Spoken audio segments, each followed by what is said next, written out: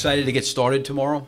I think coming off of what we talked about the last time we were together, spent a lot of time in the off season, certainly with the returning players, and then the guys that are new.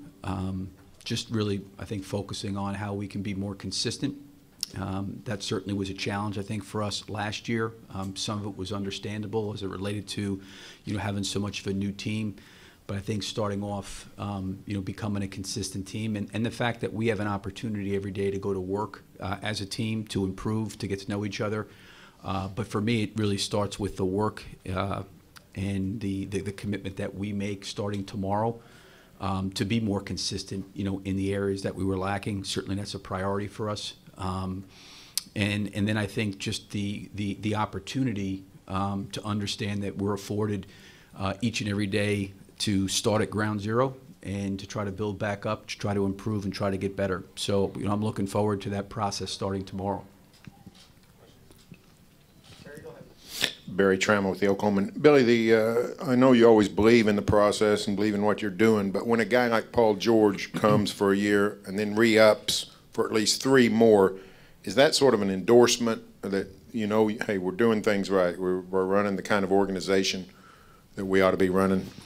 Well, I'll let Paul speak to that. My dialogue with him after the season ended, before free agency was really, really positive.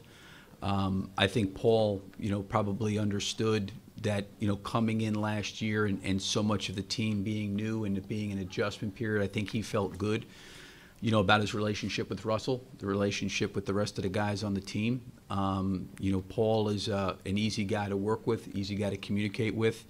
So I think he felt like, just based on, being here for a year, I think he felt comfortable, obviously, moving forward.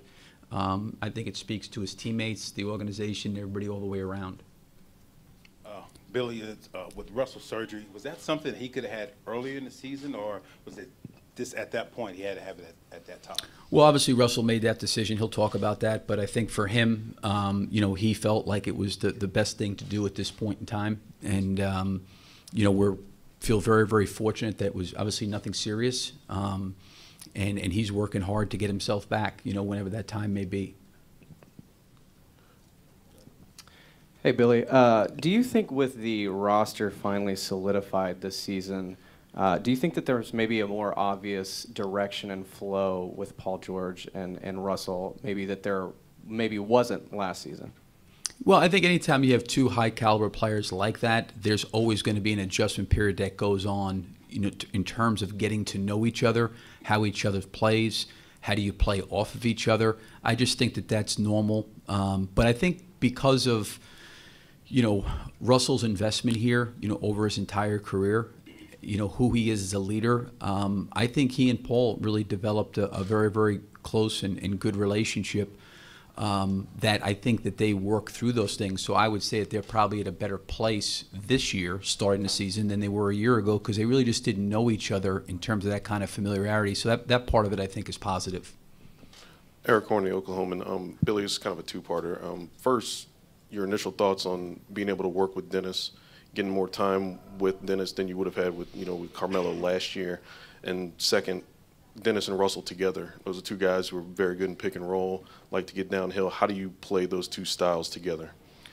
Well, before the trade ever happened, I had an opportunity to speak with Dennis, and we had some very, very candid conversations. And the one thing I would say, coming from those conversations, is that he's extremely competitive, and winning is a high priority for him.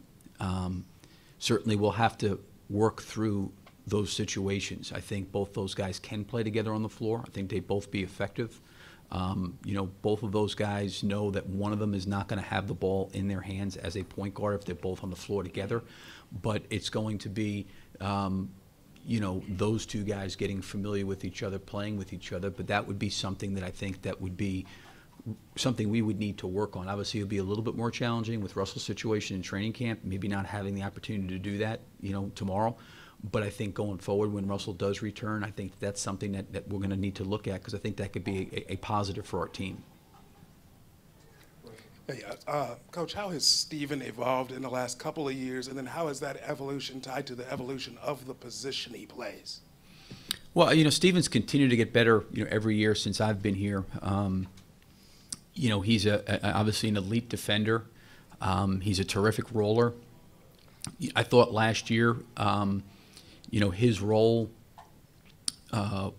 really kind of, he flowered in it. He did a great job last year, all the way from the beginning, all the way to the end. And I think the things that we needed him to do to impact the team, he really did.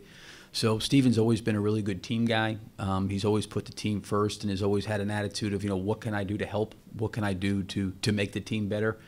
And I thought last year, the way he played from start to finish, was he had a terrific year. Eric Horney, Oklahoman. Billy, in regard to Carmelo last year, he was a guy who kind of came, I guess, 2 days before training camp, and you had a plan to have Patrick kind of as that guy starting at power forward. I mean, do you have a bunch of notes left over from when you were putting together your plan for that group? And I mean that by saying that, is it going to be easier for you to go into this season with a guy like Patrick because you've had time with Patrick and you had a plan for Patrick going into the season last year? Yeah, I mean, I don't think you necessarily always have just an individual plan. It's, really from a team perspective. Obviously it was a little bit different, with Carmelo coming in, in fairness, so close to training camp. I think he got in town the day before.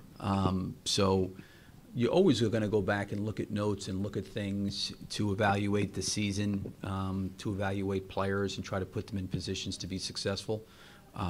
But, again, the situation was what it was last year with Carmelo. With him coming in so late, there's really nothing that we could do about that.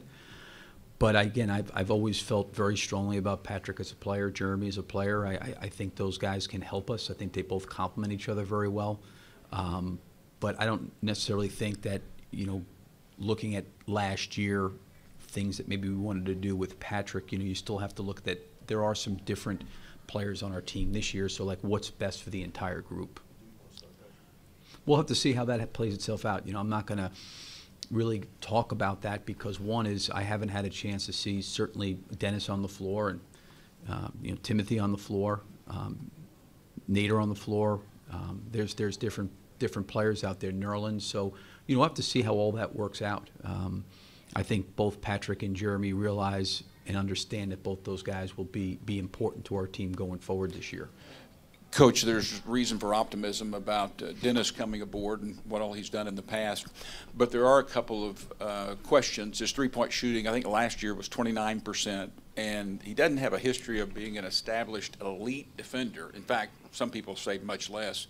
Sam had mentioned he's expecting him to be an elite defender. Could you describe what you're expecting in those two areas from him? Well, I think when Dennis, I remember when Dennis, he's a young player, he's more than capable as a defender. He's got the ability to do that. I think when he probably started off in Atlanta, their team looked drastically different than it did probably a year ago. There was probably an evolution for him, as it related from coming off the bench to starting. So, there's different things that he was probably dealing with, but I certainly feel like he has the ability to be a good defender and has the capability. I mean, earlier in his career, he picked up full court. He was very, very aggressive. He's got really good feet. He's got good hands. He's got long arms. So I believe he can be a very good defender. Yeah. With a three-point shooting, I mean, he's obviously his skill, his strength has been getting to the lane. But I also think, too, is him getting comfortable and taking, threes that are within rhythm and good for him. He's got the ability to make threes. I don't want to sit here and say he's been an elite three-point shooter because obviously the stats say he hasn't. But I still feel like for him to do what he does well, he's going to have to take some threes to keep the defense honest, so to speak, so he can create more opportunities to get into the paint. Last question here. Coach Chris Lincoln, Oklahoma Sports Team. Billy, what are your main goals going into training camp? What are questions you want to have answered for this team? Well, I think the biggest thing for us, if you look at our team last year, and certainly we've got some new players coming in, we were inconsistent in a lot of ways. We've certainly against high-level teams, competed very well. There were some teams that, that maybe weren't, in the realm of maybe being at the playoff level that we didn't perform well against. So I think the biggest thing for us is the consistency part. Consistently playing to a style and an identity that we need to, game to game. I think that starts trying to establish that identity and style of how you want to play tomorrow. And I think that's what we've got to do. We've got to be willing to put the work in to create and have an identity that's going to be something that we can rely on that helps us be a more consistent team than we were a year ago.